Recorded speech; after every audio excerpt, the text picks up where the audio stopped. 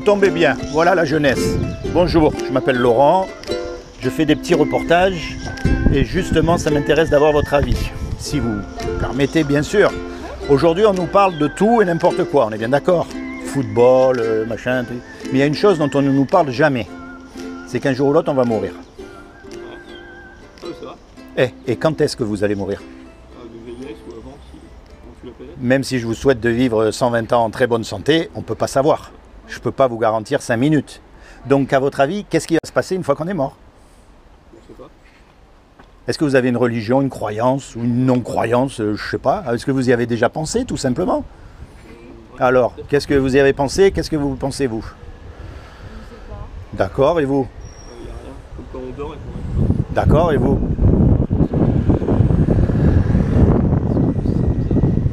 Ce serait bizarre de plus exister, hein, vous avez raison, hein, de plus penser, de plus... C'est vrai, parce qu'il y a plein de choses qu'on n'y pense pas, mais elles sont là, par exemple. D'où viennent les pensées? D'où vient l'amour? Pourquoi est-ce qu'on est amoureux d'une personne et pas d'une autre? Il y a des tas de choses comme ça qui sont autres que de la matière. Le corps, c'est de la matière.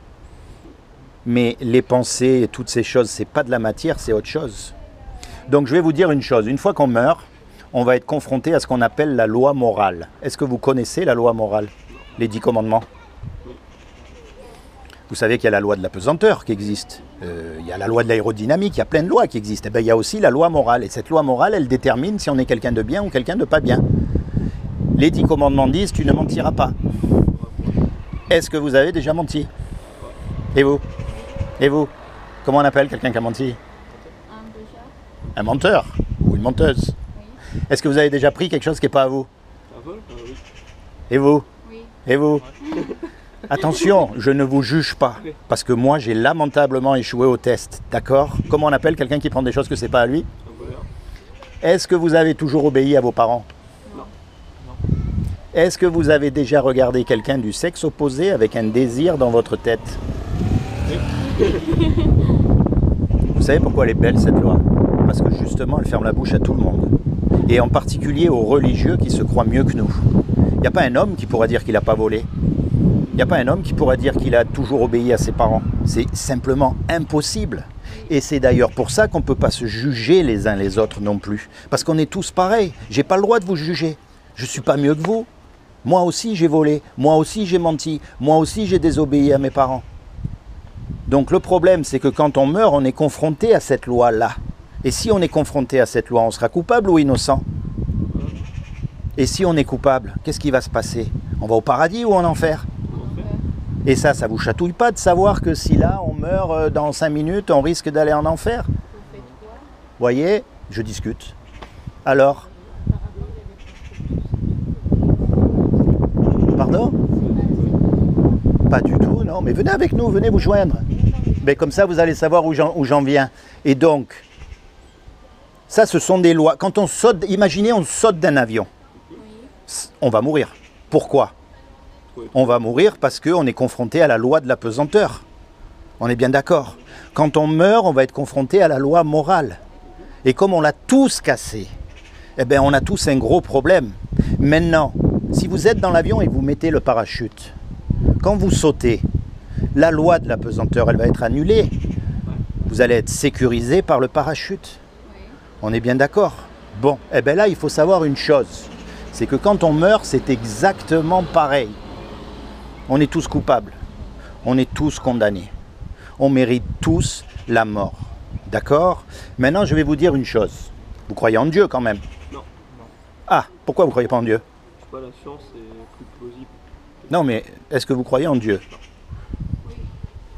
Vous savez que c'est très facile de prouver que Dieu existe, mais attention, il ne faut pas mélanger avec la religion.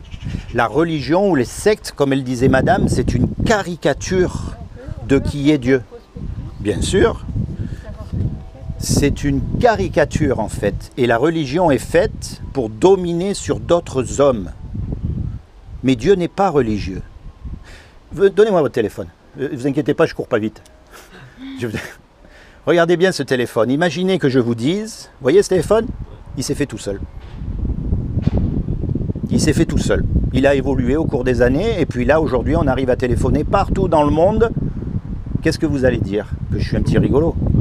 Maintenant, vous regardez autour de vous la complexité de l'univers, la complexité du corps humain, des yeux. Puisqu'il y a une création, il y a forcément un créateur. C'est la logique même. Vous voyez, et pourquoi pas? Mais pourquoi pas? Je ne comprends pas, madame, quel est votre... Je veux savoir si c'est un lavage de cerveau ou si c'est ce que c'est. Mais alors asseyez-vous et écoutez. J'écoute. Eh bien alors écoutez, laissez-moi les... Pourquoi vous prenez 3 petits jeunes? Mais je prends des tas de gens, peu importe ceux qui se trouvent à moi. Photographiés, hein. Oui, mais ils le savent, pourquoi? Mais asseyez-vous là. Venez écouter avant de condamner les gens sans savoir. Avant de juger sans savoir, madame, venez écouter jusqu'au bout. On dirait, Pourquoi? Est-ce qu'il faut que je parle de football pour être intéressant? Il faut que je parle de quoi sinon? bizarre de... Mais alors écoutez-moi, d'accord? Parce qu'on va tous mourir, alors ne vous interférez pas si ça vous convient pas. Donc je vais vous dire cette chose.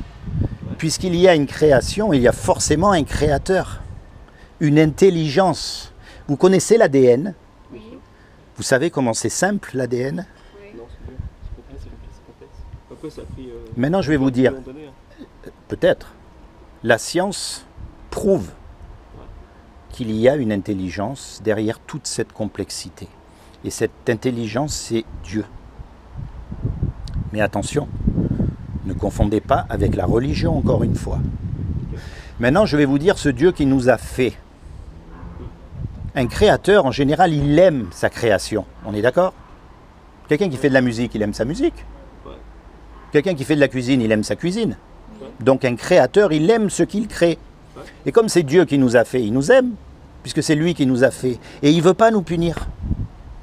Il ne veut pas qu'on soit condamné, parce qu'il est plein d'amour, donc il a fait quelque chose pour que vous et moi, malgré qu'on soit coupable, on puisse éviter d'aller en enfer. Est-ce que vous savez ce qu'il a fait? Non. Eh bien c'est simple, comme il n'a trouvé aucun homme qui soit parfait sur la terre, puisque tous nous sommes coupables, il est venu lui-même sur terre. Il s'est revêtu d'un corps qui est Jésus. Et il a dit, quiconque croit que Jésus est le Fils de Dieu et qu'il est ressuscité des morts, il aura la vie éternelle à mes côtés. C'est aussi simple que ça. Mais attention, parce que les démons aussi, ils croient. Et ils tremblent. La clé là-dedans, c'est un mot qu'on appelle la repentance. Et repentance, ça veut dire quoi? Alors moi, contrairement à ce que disait la dame tout à l'heure, mon but, c'est pas de vous amener dans une église, dans une secte, dans une organisation, pas du tout. Mais quand vous êtes tout seul, commencez à penser à ces choses. Commencez à parler à Dieu, à lui dire ce que vous avez dans votre cœur. Dites-lui, j'y crois pas. Dites-lui, j'ai du mal à croire. Commencez à avoir une communion avec lui.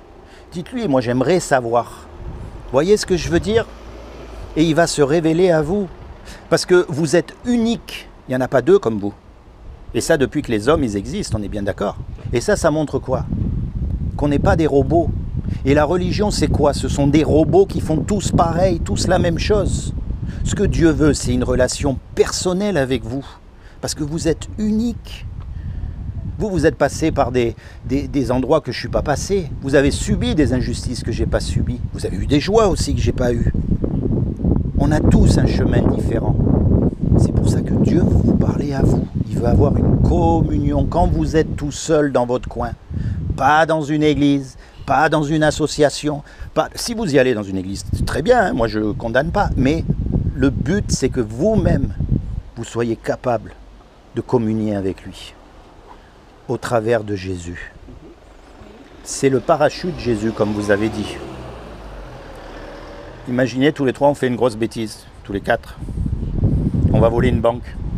Et bien sûr, on se fait arrêter. On passe devant le juge. Et le juge nous condamne à payer 20 millions d'euros. Sinon, on part 50 ans en prison. On n'a pas les sous. On part en prison. Et puis, il y a un homme qui arrive, qu'on ne connaît même pas, qui met les sous sur la table pour qu'on soit libre. Comment vous allez être par rapport à cet homme? On lui doit quelque chose. Redevable. S'il va vous dire, vous allez le faire. C'est ce que Jésus a fait pour nous. Quand il est mort sur la croix, il s'est sacrifié pour nous. Et son sang a coulé pour que tous nos péchés soient effacés. De façon à ce que le jour où on va passer devant le jugement dernier, Satan sera là aussi. Et il va nous accuser, à tous. Mais Dieu va dire, attends, ils ont choisi Jésus comme leur avocat. ils sont libres. C'est aussi simple que ça. Dieu n'est pas une religion. Dieu n'est pas une secte. D'accord? Alors en souvenir, tenez, je vais vous laisser ça. C'est les nouveaux billets. Ah ben il n'y en a plus des billets, tiens. Vous avez les vaches. Vous avez les vaches qui pètent. Désolé, hein, chacun le sien. Voilà. Hein, pensez à ce que je vous ai dit. Parce que je vais vous dire, il n'y a rien de plus important que ça. Dieu n'est pas une religion. Et je vais vous dire, Dieu ne contredit pas la science du tout, au contraire. Soyez bénis. C'est comment votre prénom? Rémi? Léo? Juliette, Léo et Rémi. Seigneur Jésus, je te demande vraiment que tu te révèles dans le cœur de mes 3 amis ici, afin qu'ils sachent que tu es le Sauveur et le Seigneur. Je demande de les bénir en les détournant du péché définitivement, et de bénir eux et toute leur famille aussi. Soyez bénis tous les 3. Vous êtes si jeune que ça, au fait? Oh, 16 ans, aujourd'hui, 16 ans, on est adulte, hein? Soyez bénis.